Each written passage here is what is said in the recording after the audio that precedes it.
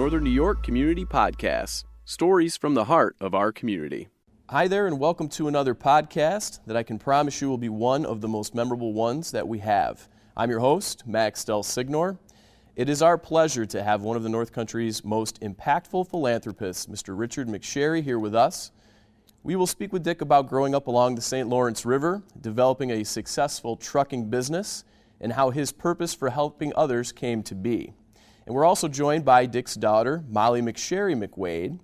Molly also grew up in Watertown in the Alexandria Bay area and is currently an active reverend at St. Philip's Episcopal Church in Jackson, Mississippi. And in fact, Molly was chosen as the state's first female Episcopal priest, in 1980. But her love for the North Country has never waned. And we're excited to have you both here, and thanks again for joining us. Thank you. Welcome. Dick, at 98 years young, you are still quite active. You go out on the St. Lawrence River as often as you can, and you row your boat. What do you do on a daily basis to stay active? Well, I really, I have one thing I have to do every day. I have to ride a stationary bike for at least probably a half an hour. And that gets me going a little bit and gets me in shape to face another day of relatively easy nothing. Jeez. Now, rowing a boat, you row about 3 miles a day when you get a chance to go on the river? Well, not always, between 2 and 3 miles. This is in a St. Lawrence skiff, which is a narrow rowboat, double-ended boat, and I love to have somebody in the stern. And there's a nice chair made just for rowboats back there. Molly can sit in that, and occasionally I have my lady friend sitting back there, so I have something to look at when I'm rowing, because when you're rowing you can't see where you're going.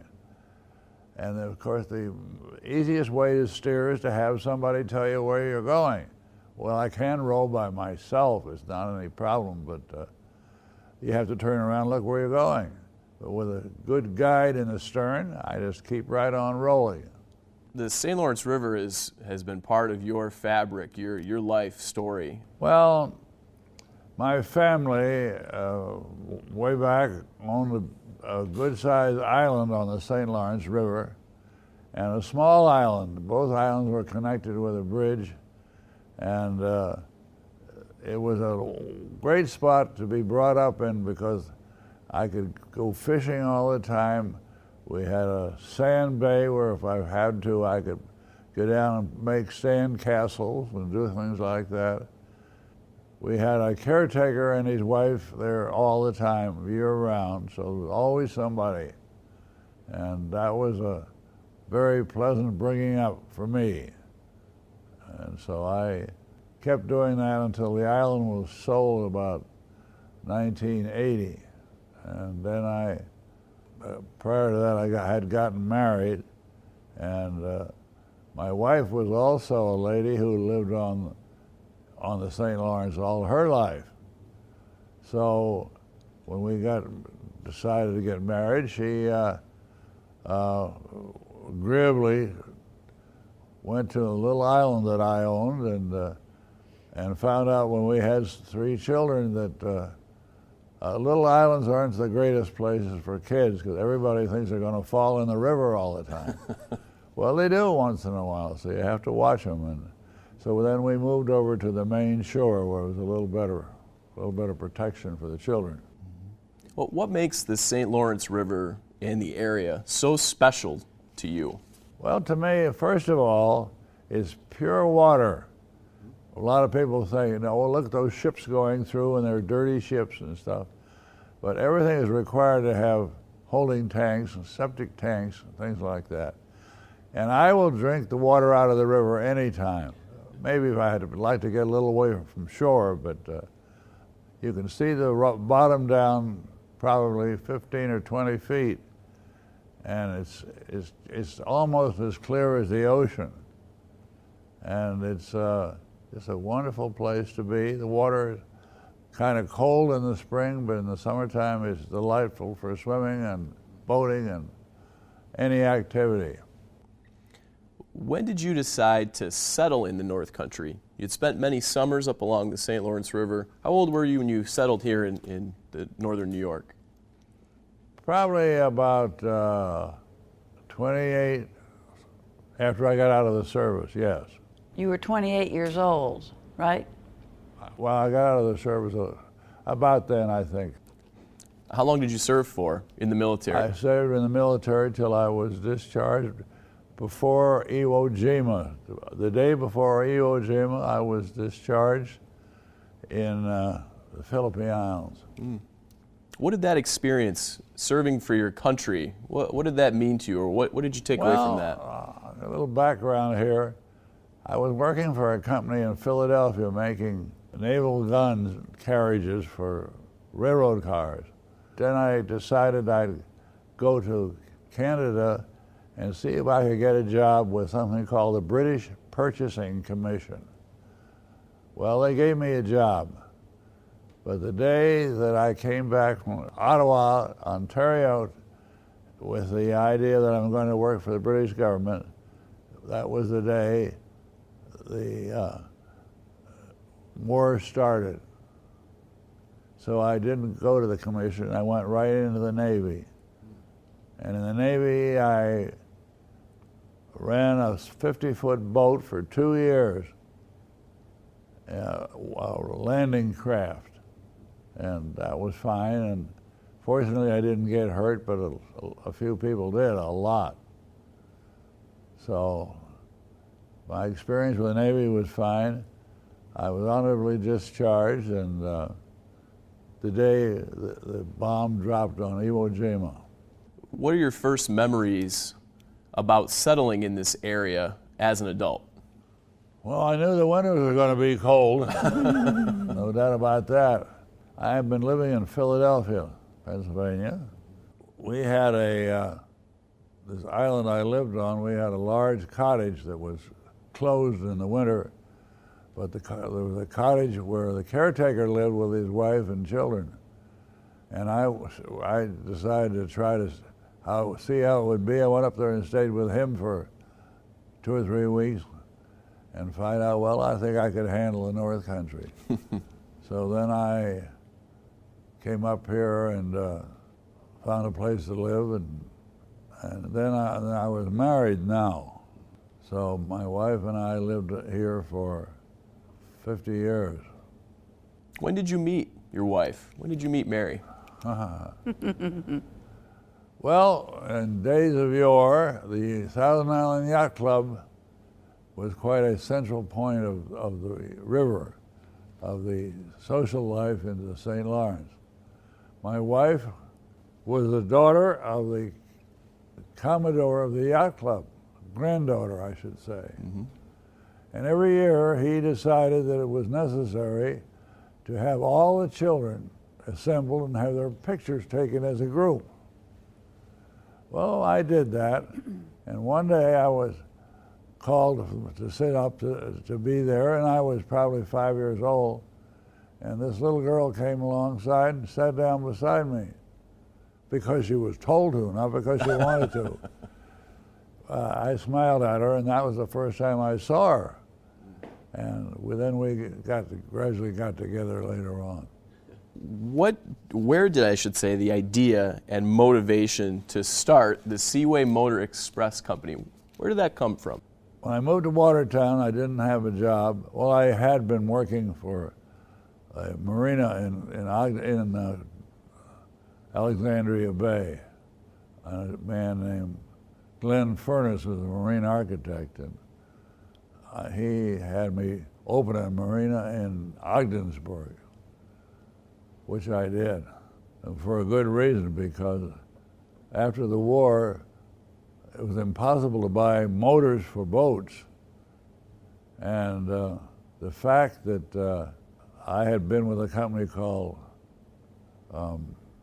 in New Orleans. Higgins. And Higgins was given motors by the government because they had done a great job during the war making landing crafts and ships. Mm-hmm. So I was assigned to Ogdensburg to open up a marina and sell Higgins boats. And that was fine. So I spent my first winter up here in Ogdensburg. Then I was moved to Alex Bay and worked there for a while. And then I decided to get married, so I stopped my job then and went on a wedding trip, came back, and was sort of at a loss what to do. And a friend of mine said, I need a little help in the trucking business. So I worked with him for a while, and finally I bought him out. And then I decided we had to expand or go broke. So I started buying some trucks. And I had a good luck with the bank. They were very kind to me, would lend me money at a reasonable rate. And then I found out the best way to make any money was to pay cash for boats, so I started making money for trucks. And then I was in the trucking business, and I bought some property and built a terminal, built a repair shop, built a storage place, and it went pretty well. How far was the reach, or what was the area for your business? The state of New York to Albany, and then had New York City too. How did the industry, or was the industry evolving at that time, with railroad being so prevalent in the country, and maybe more folks moving to more of the trucking business? The railroads, yes, but they turned out to be one of my best customers. And the reason for that was that railroads under the ICC were required to handle any shipments. So there were, between here and Messina, for instance, New York, there were probably about 5 stations. And the railroad was required to service those stations when they had freight. Okay, so all of a sudden, the railroads found out that they were delivering 100-pound packages to a little station somewhere along the line. And just think about that. Then they have to take a railroad car, load it with this 100-pound thing, attach it to a locomotive, and deliver it to the station. And then a couple of days later, come back and get the railroad car. Very expensive, and it did what it was supposed to do. So I suggested to the railroad that they might be sensible if we put some trucks on. So we had trucks marked by the New York Central Railroad pacemaker. And these went out every morning, about 7 or 8 of them in different directions, delivering railroad freight. Well, we didn't have to leave the trucks there, and we could bring them back. And we could do it a lot cheaper than running a steam locomotive up the track to some little station. So that turned out very well, and the railroad finally decided that maybe it was not a bad thing to do, so they bought me out, which was okay. So that was the way I got started. What do you think were the keys to the success of your business during that time? Well, there was a lot of competition. Prompt delivery was the key to the trucking business. But we also, really what we enjoyed most, or what we profited most, was by truckloads. And we finally connected with quite a few of the big companies like St. Regis and Aluminum Company of America, Reynolds Metal, and we would have truckloads every day in and out of these places. And that was lucrative. So that was probably really the backbone of my business, that when it finally got going, that was what we wanted most.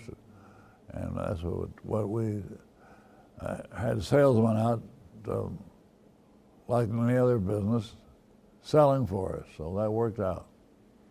You and your wife were very engaged in this community, helping others in so many different ways. Do you remember when you first as you got settled here in Northern New York, do you remember when you first started to become engaged with nonprofit organizations or volunteer for certain agencies? Well, probably the first place I started was my church. Not that I couldn't do a great deal for the church, but I used to work for them, and I was a Sunday school teacher for a while, and that was a pleasant part of church business, and I got more involved with the church as time went on. Which church was this? What was it, Mom? Trinity. Trinity Church, excuse me. I have a few little memory losses occasionally. Mine's still very sharp, I think. It is. It is. I couldn't remember the church I went to. But you go to so many. That's not good, yes. Do you feel like church, in a lot of ways, provides some of those foundational values or principles of being able to go out and help others, or the willingness to go and help others? Well, I suppose it did. I don't remember it necessarily doing that, but and I don't know what else did. So let's blame it on the church. That's fine. Yeah, the church has changed a lot because unfortunately older people are still going, but the younger people don't go anymore much. Even though, no matter what we do to try to attract them, and so now, you know, we used to have 10 or 12 Sunday school classes, and now it's diminished a great deal. But I still go to church. I had better go to church. I have a daughter who is an Episcopal priest, and I get very much reminded that Sunday you're supposed to go to church, so I do, and I like it now. One thought that you mentioned, or something you had shared, was you and your wife, being married for 50 years, you did a lot together. We did. How important was it to volunteer and be so active in the community to do all of that together? Well, she was active. I don't think I was terribly active. My business took a lot. And, you know, we did talk things over and do what we could. Mm-hmm. And she was in several groups that were philanthropic. And I was very proud of her, and she was well recognized as a important participant in various philanthropic ways. Are there a couple examples or memories, or one or two that stand out in your mind of things that your wife had done that you felt proud of, or you felt proud of doing together? Well, well, that's a question I really have to think over. Well, could I Yes, jump yeah. in? Please. Well, I remember as a very young girl going with my mom, delivering meals with the Meals on Wheels program. And I was just a little girl, and she would take me and the meal and deliver it to whomever it was we were helping, and she was so kind. Not only did she present the meal to the person or the family, but she would stop and talk with them and see how they were doing and see if there was anything else she could do for them, and that stuck with me. It's still very much with me now. So I remember that as a little girl. One of the questions I had for you, Molly, too, was to dovetail off your comment. What other examples or values stand out to you as you reflect, I guess, upon what your parents have done to help others over their lifetime? I don't remember a time when they didn't help the community. I remember being at home with my mom and Pop going out, and he did a lot, as he said, for the church, for Trinity Church, a great deal, and he was involved in all aspects. You were my Sunday school teacher one year, which was fun. He's hilarious, so it was a lot of fun. Always looking for places where they could be of help. Whether they had a lot of money at that point or not, that wasn't the deciding factor. They looked around and saw what the Salvation Army was doing and the United Way was doing, and they wanted to be a part of that. And I remember all of that clearly. Dick, how important is it to share the value of helping others with your family? It's obviously made an impact on your daughter. Well, I try to encourage them to get involved in community affairs. They did somewhat, but my two sons moved away when they got old after finished college, and they couldn't very well do much up here at that time. The one of them lived in New York, the other guy lived in Tennessee, that's right. Where, if you could, I know it's kind of hard to describe, and you talked about it a little bit in your story, but those values, the willingness to help, if you could go back to a point in your time where you felt that was the moment where you understood how important it was to help others, when would that be? I really can't specify a time that I started getting really involved in trying to help others, but it was after I'd seen some situations where were disturbing to me because people needed help and weren't getting it. And I can't specifically tell you what date that was or even where it was, but I know that does concern me always. Can you share one of the stories that you remember, just that stood out in your mind? I'm trying to think back. See, I got a long way to go back. Yeah. You're 98 years old. You've been around a while. Yeah, I had a man working for me, and he was old enough to retire. He did retire while they were working. He was a poor man, and worked very hard for me. And he retired before his old age, and his wife was somewhat ill. So I helped him with a house by getting a house, and I paid a pension to him, which I was not required to do, but I started doing that for him, and I felt pretty good about that because he was a deserving guy, and poor and not with no resources at all. You and your family have been generous supporters to a number of local nonprofits. The library in Alexandria Bay is one that's very close to your heart, and I know you'd mentioned previously in a conversation we had about its progress. Why has the library meant so much to you? Well, first of all, our little town of Alexandria Bay had a library, and it got a little larger, and they bought a house next door. And they had a passageway between the house next door and the library. Well, it was very difficult we only had one librarian, I think, most of the time, to try to see what was going on in the other house. I don't mean to say there's any hanky-panky stuff, but the librarians always keep an eye on people and the young children and things like that.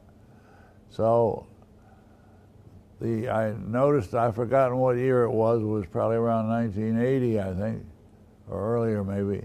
The city, Alexandria Village, decided to build a new city hall and fire department together. Well, I saw the building going up, and there was a big lot next to the building. So I went to the mayor, who was a lady, and I said, look, I want 4 acres. What for? I said, I want to build a library.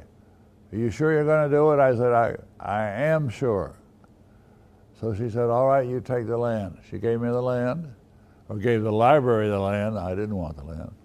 And we started building the library. We built one section and found out that it was doing very well, but it needed more room. So we built another section, and we built a computer room with, not a big one, but only got 10 or 12 computers in it. And then after that, the library was doing well, and we needed a bigger space, so we we built a public room that we use for a lot of different purposes. And that had turned out to be, we have art exhibits, we have all kinds of programs, we have oil painting programs, we have reading, and we have a children's hour every week and get quite a few young children. We have a great girl who specializes in that, and she does a fine job. And the children are coming in and out all the time. And that is one of the goals that I had. It wasn't a goal because I didn't know it could be done. I mean, I didn't know much about libraries except that I thought we needed one. And it has grown, and it's rated as one of the best small libraries in New York State. Your willingness to see that project through and to make that happen, to strengthen a local institution like a library, obviously means a lot to that area. Well, I hope it does. How important is the concept of philanthropy, and not just a financial gift, but volunteering, giving your time and your talent? How important is that to this area's future? I don't like the word philanthropy very much. It indicates something large and glorious and magnanimous and stuff. I don't think of that. I just do what I think is just plain sensible giving without any idea of any return to me. Mm-hmm.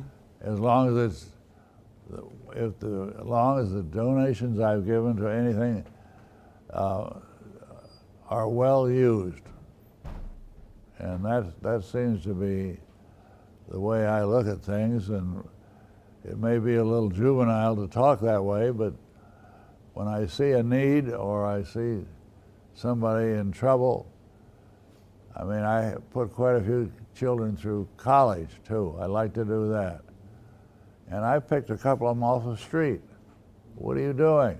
What grade are you in?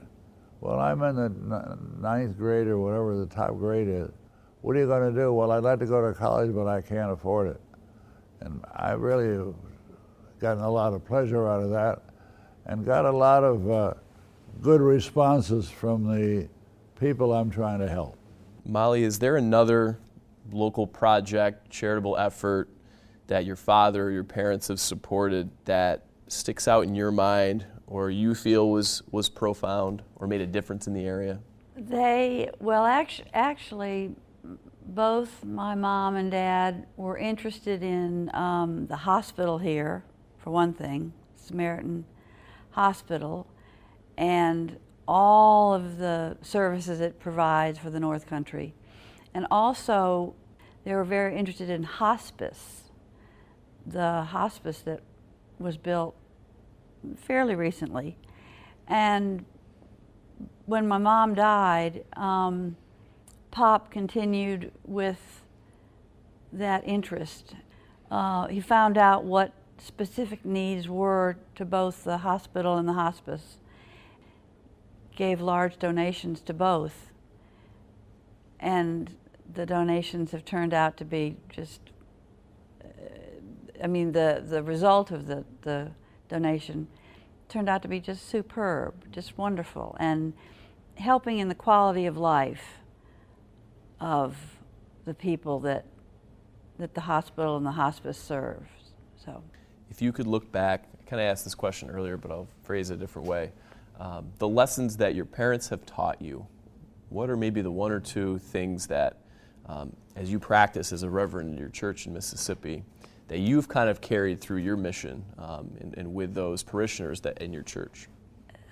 The major lesson that I have learned is to never stop giving, because in giving you receive so much more in your own life. And so the churches I've served in Mississippi, in terms of the parishioners, I've listened like Pop does. I've listened about what the needs are in the community, and you can imagine in Jackson, Mississippi, there's a lot of need.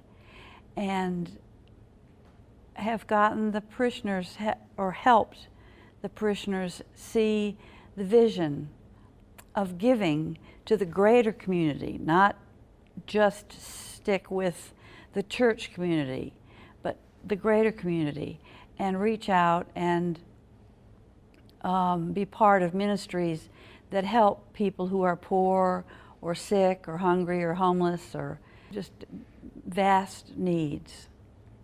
And I learned that from both of my parents, but particularly Pop, really.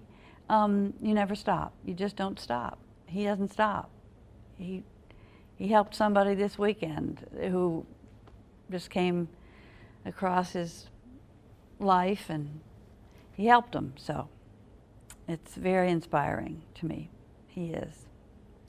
I want to give you one specific interest that I really get a great deal of satisfaction.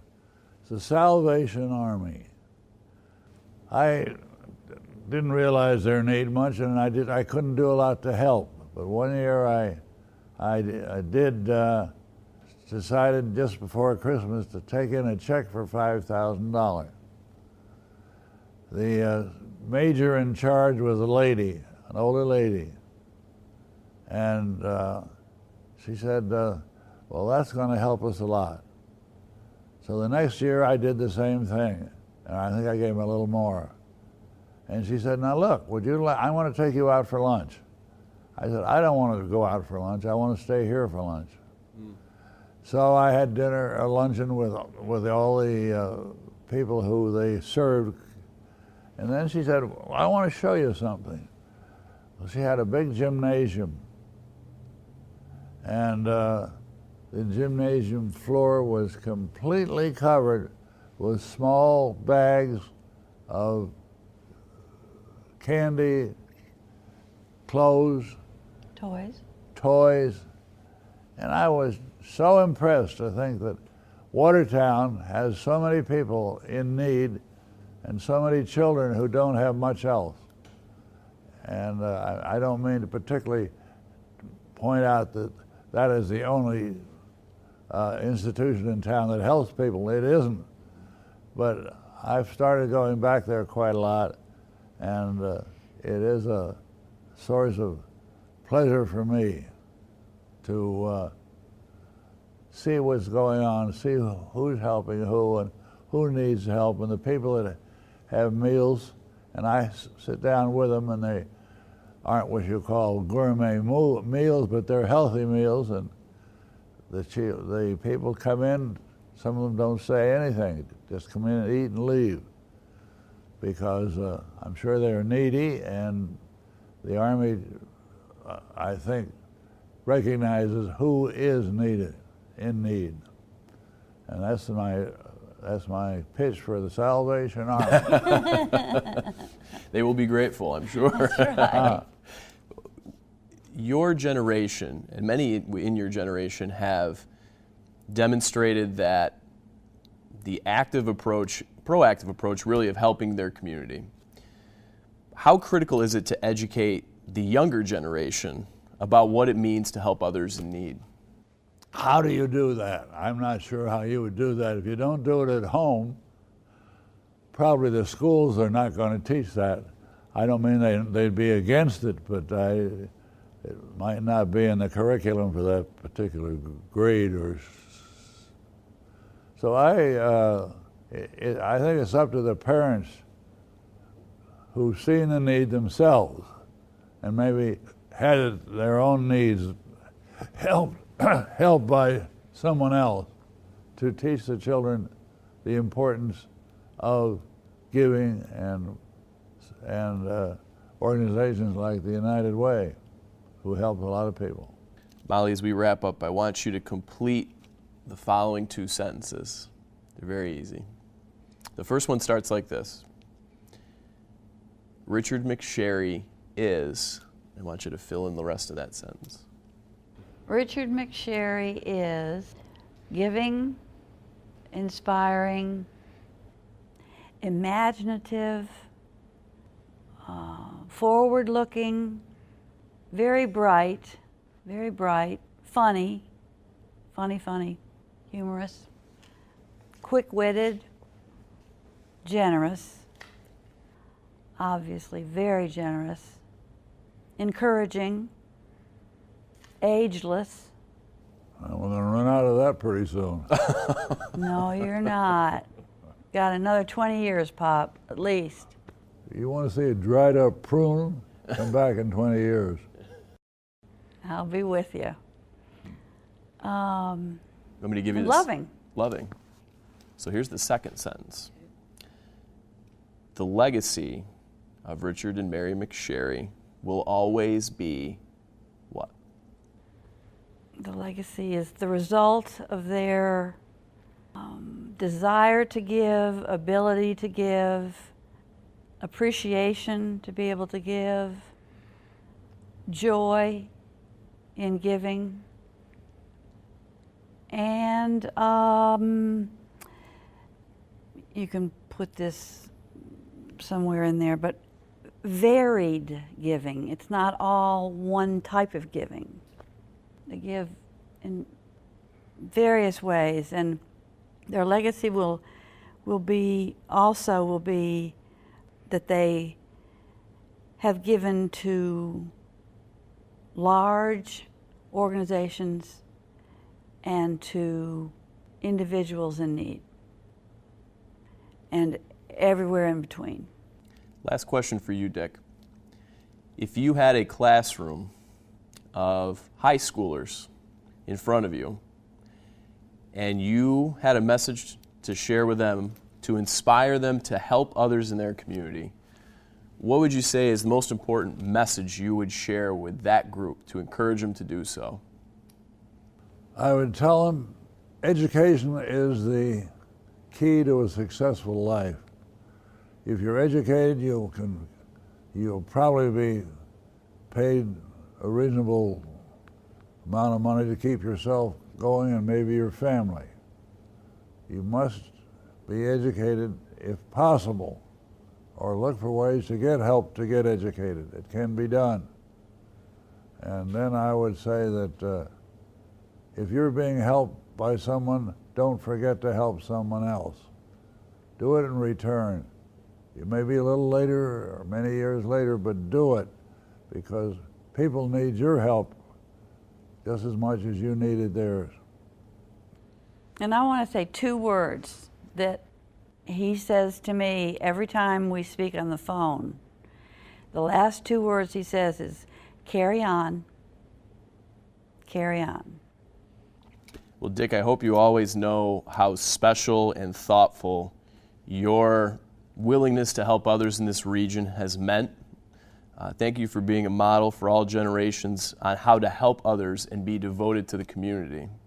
Well, thank you. And Molly, thank you for being here to share an additional perspective on your father and your family, as well as your values. It was a tremendous privilege and honor to have this opportunity to ask these questions and visit with you both. Thank you, Max.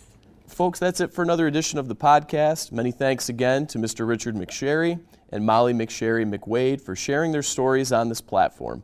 Again, this production isn't possible without the help and support from WPBS-TV and the Northern New York Community Foundation.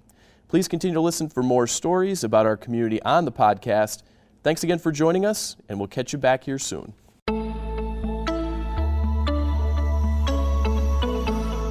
Northern New York Community Podcast. Stories from the heart of our community.